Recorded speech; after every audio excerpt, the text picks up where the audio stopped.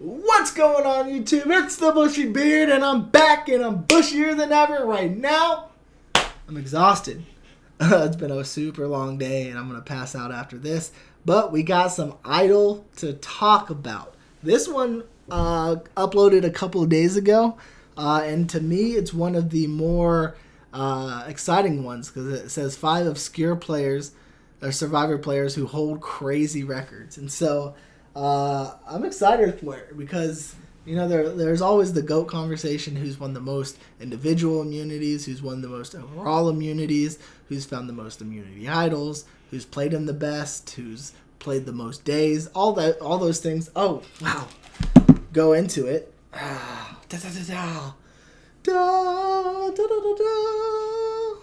Can't play Survivor without your buff. So there's so many things that go into what makes the GOAT. And in my opinion, she will always be Sandra.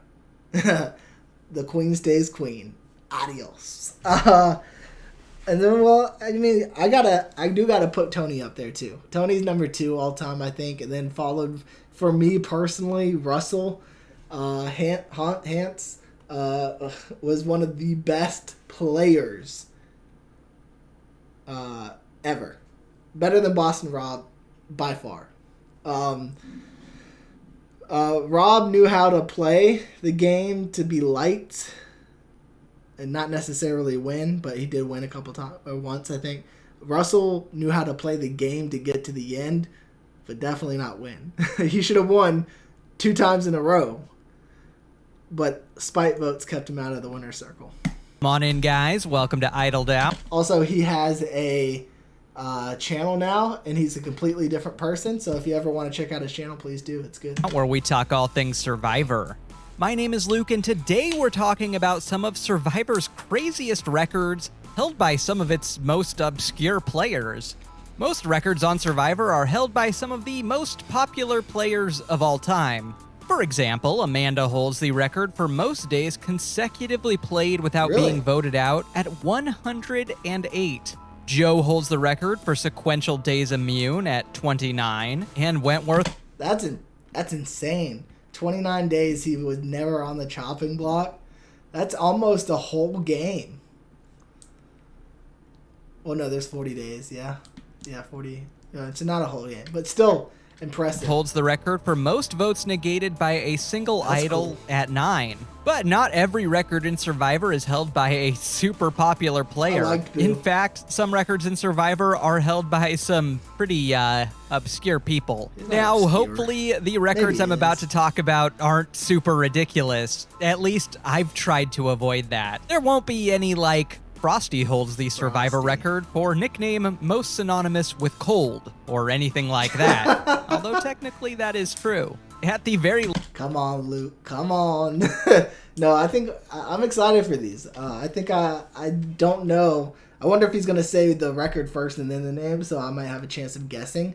But yeah. At least these records will at least be sort of a thing, I promise. I wouldn't bamboozle you guys like that. No, I won't really be ranking based on any particular criteria. It's just 5 records I think are pretty cool, held by some pretty random people. All that said, let's dig in. I hope he does let us have a chance of guessing. At number 5 is Katie from Survivor Palau, who holds the record for most sit-outs in a single season with 7. Katie beat... I almost wonder if Sandra... I guess this just came out, so it's obviously not Sandra. But in Champions, Sandra sat out a lot. It was nicknamed the Queen's Bench. Out a number of Survivor's greatest bench warmers, including Courtney and Sandra in Heroes vs. Villains, Happy Maria in Philippines, and her own Palau castmates Janu, Jen, and Karen for this coveted crown. This should honestly come as no surprise for anyone familiar with Survivor Palau, a season in which Karor dominated so hard that only one member of Oolong even made the merge portion of the game, and there wasn't... And she was a huge beast. Even a traditional merge. Just an absorption of the last remaining Oolong. In fact, at the tail end of the pre-merge, Jeff wasn't even asking Karor who they were sitting out of the challenges. He was asking who was participating because it was a significantly smaller number. She was a beast. I don't remember her name right off the top of my head. I think it might have started with a B. I'm not 100% sure, but she was an absolute beast. In nearly every single pre-merge episode in Palau, Katie sat out a reward or immunity challenge, along with Janu, Karen, Jen, Ian, Willard, and Tom. Yeah, Oolong was getting spanked so bad and their numbers dwindling so quickly that Karor was eventually sitting Tom out of challenges. Tom! Still, it's Katie's 7 challenge sit-outs, a full half of the pre-merge challenges in Palau, that make her queen of bench warming. Something that came back to bite her later because the jury then used that as a point against her at Final Tribal Council. Wow, geez guys, sorry our team was so good? At number 4 is Big Tom, who holds the record. I love Big Tom. I love Big Tom. He was one of my favorite players. For most weight lost on Survivor at 77 pounds in 37 days in Survivor Africa. Now, at one point in Survivor history, it would have been insane to call Big Tom obscure, since he played in 2 seasons and was at one point one of the more popular players ever on the show. But I think his imprint on Survivor has seriously waned as the show's gone on. I can see that, but I still love him. And when Jeff talks about Big Tom's weight loss record in a segment about weight loss at the David vs. Goliath finale, he literally... Which had a real... David vs. Goliath had a super cool very first challenge, but then they went away from it, which blew my mind. Because obviously Goliath stood to win every challenge always. But the very first challenge was set up in a way that it kind of equalized the two sides, and absolutely genius. But then they went away from it, which from then on out I was like, this is stupid. Like, why? Literally calls him this guy. So just roll with me here. Africa is one of, if not the harshest seasons, with sweltering heat, an absolutely disgusting watering hole, and the need to keep fire going at all hours so that lions don't circle the camp and eat everyone, resulting in sleep deprivation on top of all the starving and dehydration. Worst of all, though, might just be the food. Because the castaways were on a nature preserve, they couldn't hunt, meaning their primary source of calories was a nasty corn mush, a meal so disgusting Big Tom literally based his jury question to Ethan and Kim around it. In camp, I lost a little bit of weight, and it was because of the mush. Ethan, if a hyena came through camp and ate our mush, and then after he ate it, he turned around and licked his hind end, did he do it because that was an animal instinct, or because to get the taste of the mush out of his mouth? It's both incredibly alarming and yet completely believable that a person of Big Tom's big stature could lose 2 pounds a day with that in mind. Big Tom then went on to lose 42 pounds in Survivor All-Stars, giving him a career weight loss of 119 pounds. Jeez. And all it took was a steady diet of corn mush to drop those pesky LBs. That's insane. That's that's the biggest loser type of deal there, which there's a lot of controversy around that. Slim Fast, are you listening? I've got your newest flavor right here. Mush. At number 3 is Boo from Survivor Fiji, Boo. who is tied for the record of most challenge wins in a season with Tom from the aforementioned Survivor Palau. Yes, hammock breaking, shelter farting, knee popping, hand chopping Boo is statistically the winningest challenge performer in history. That's awesome. How? Who let this happen? Well, Boo was on Moto in Survivor Fiji, a season divided in a haves versus have-nots twist that saw Boo's Moto tribe, the Haves tribe, win every immunity challenge and all but one reward challenge pre-merge. It's gonna be the first Survivor where you actually gain weight when you come. At the tribe swap, Boo was one of 3 lucky original... He did get on people's nerves. I mean, he was decent, but he got on people's nerves. Motos who got to stay on Moto, meaning that he was extremely well-fed and well-rested throughout the entire first half of the game. Yeah, man, it's rough out here. And then at the merge, Boo continued his domination, winning 2 individual immunities and a number of group reward challenges. Yep. In fact, it feels weird calling the winningest challenge competitor of all time an underrated challenge beast, but Boo showed at the merge that he wasn't winning solely because of the Moto amenities. but because he's genuinely skilled at Survivor challenges. The dude is able to seriously turn the heat on when it counts. So yeah, next time you're arguing over whether Ozzy or Joe is the biggest challenge beast ever, don't forget to bring up Boo. That is true. That is true. The stats are on his side, even if gravity isn't. That's insane to think about. Huh. Because Joe and Ozzy obviously have that aura around them of being challenge beasts. But they also don't stick around very much post-merge, so... Because of that. At number 2, we have Carl, also from Survivor Africa. The only contestant in Survivor history to be eliminated via quiz. Yeah, even though I still love it very dearly. I don't really remember him all that well. Early Survivor had some serious growing pains. In Survivor Africa, the Samburu tribe was split right down the middle, 4 baby boomers and 4 Gen Xers. Naturally, this causes a massive schism in the tribe as the hardworking, respectable boomers just can't abide this lazy new generation. If he wants to learn wisdom, he's not learning it that way. You can't create a work ethic when they've never had a work ethic. This is Generation X. This is definitely Generation X. I'm glad I'm 46 years old, and I hate that stigma so much. The stigma of later generations saying the younger generation is lazy because they're doing it a different way.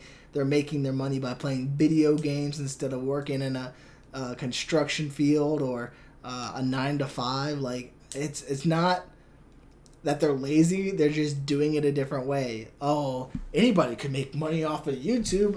No, that's not true. The fact that these people put so much time and effort into YouTube, it shows something. That's all I'm going to say. I'm glad I'm not part of it. Ironically, Survivor's been on long enough that 30 seasons later, they literally theme a season around generational animosity, millennials versus Gen X, with the Gen X tribe now being the respected elder statesmen and those darn millennials as the new entitled generation. Yes, in our generation, we didn't always get a trophy to win. Zeke was a good dude. I loved Zeke so much. That wasn't Zeke. Zeke is... In our generation... Anywho, that's... Oh. Those darn millennials as the new entitled generation. Zeke is this guy right here.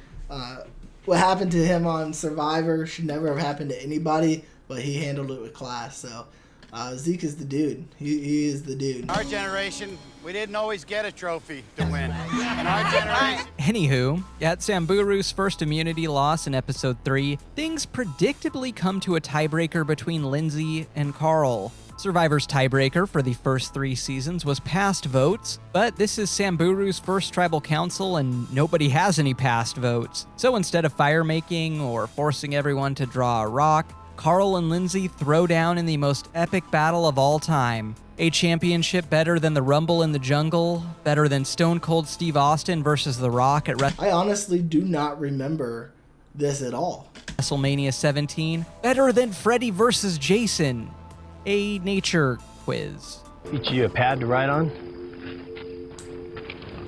and a pen. That knowledge throwdown is made even more thrilling by both Carl and Lindsay repeatedly both getting answers wrong, until Lindsay finally gets an answer not wrong, and Carl's torch is snuffed, the first and only survivor eliminated because he didn't know that pouring hot water on a tick will force it to retract.